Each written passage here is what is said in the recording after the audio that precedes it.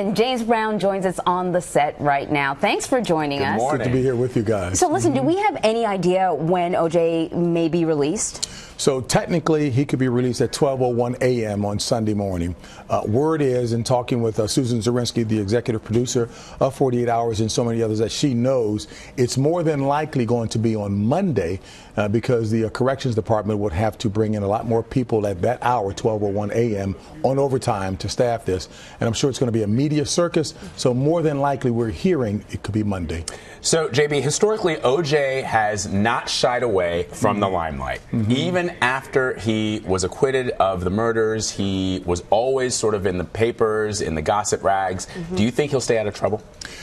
Look, being in the limelight, it is addictive. Make no mistake about it. Even in a situation like OJ's, he hasn't shown thus far. And according to those who really know him far better than me, folks who go back to his childhood, they say that he always enjoys a spotlight.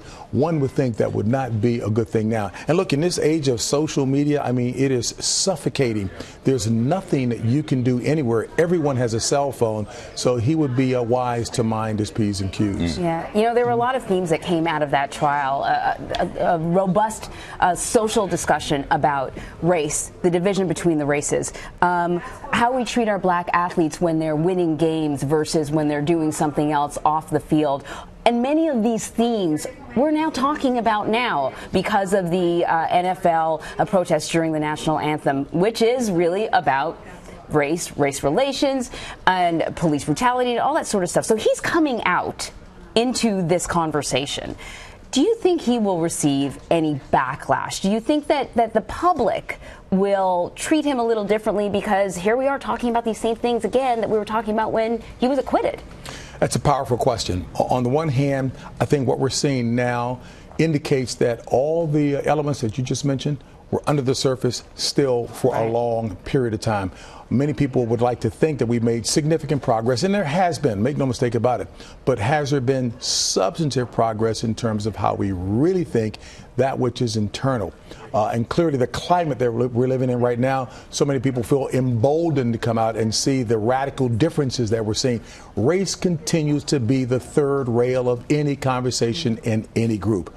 I would dare say, this is my humble opinion, that if he, Mr. Simpson, were to immerse himself in this now, there would be backlash because of the visceral reaction that so many people still have to OJ Simpson. So, you know, Susan Zirinsky gave us an astounding statistic. 8 out of 10 white Americans believe that OJ Simpson killed those two individuals, Nicole Brown Simpson and Ron Goldman. 4 out of 10 African Americans believe that he did it. Now, that number, astoundingly, is significantly higher than it was at the time of the verdict. But what I find fascinating about those numbers is how for years before OJ was acquitted of these murders, before he was accused of committing these murders, he shied away from the African American community. He did not want to be perceived as being an African American athlete. He wanted to be perceived as being OJ Simpson. OJ Simpson, right, exactly. And yet, when it came time, when he was in trouble, he reached out to the African American community and they embraced him. Meanwhile, the folks that he wanted to have embrace him rejected him, and they still do because they think he's guilty. The dynamic there, and both of you put a real nice, delicate face on it, quite frankly. According to Dr. Harry Edwards, the social activist, civil rights activist, scholar, he says that OJ told him definitively when asked about the question. He said OJ commented, "I'm not black, I'm OJ." Right. And clearly we know that the defense, the dream team, in defending him in the murder trial, when the jury went to his home in Rockingham, they said he's black. They made it look like he's black. All of the pictures where he was with a number of white power players and power brokers, and nothing wrong with that if that's who you are. But they went through and changed everything to a black theme throughout. And indeed, OJ did embrace the black community then. So to your point, yes, he certainly, not only, he didn't not embrace it, he ran from getting involved in those kinds of efforts. So I'm not sure that it would be viewed in the genuine fashion that it should be if he were to actively engage in that now, unless people could see that there's a real remorse and sincerity to embracing that. But again, I don't know how his involvement could be viewed as being positive in that regard. You know, that documentary that came out a few months ago, which was an excellent documentary, I'll never forget, which I did not know until I saw it in that doc, when OJ was arrested and he was in the back of that car and he saw all the people in his neighborhood, which apparently is a very white neighborhood. He said, "What are all these N people doing here?" as he was driving out. That's I mean, very fascinating dynamic there. So listen, he is a much older man than he was when he was acquitted. Do you have any idea what he's going to be doing? When he was acquitted, we really wondered if he would sort of lay low, and he didn't. He was still sort of on the golf course, still partying. What's he going to be doing now? Well, he's 70 years of age now, stepping out. You would think that with age comes a little bit of wisdom, having gone through and learned all that he has. Number two, the conditions of his parole are such that, I mean, he can't even step off the curb wrong, because if he does, that original sentence of between 9 and 33 years can be reinvoked just like that.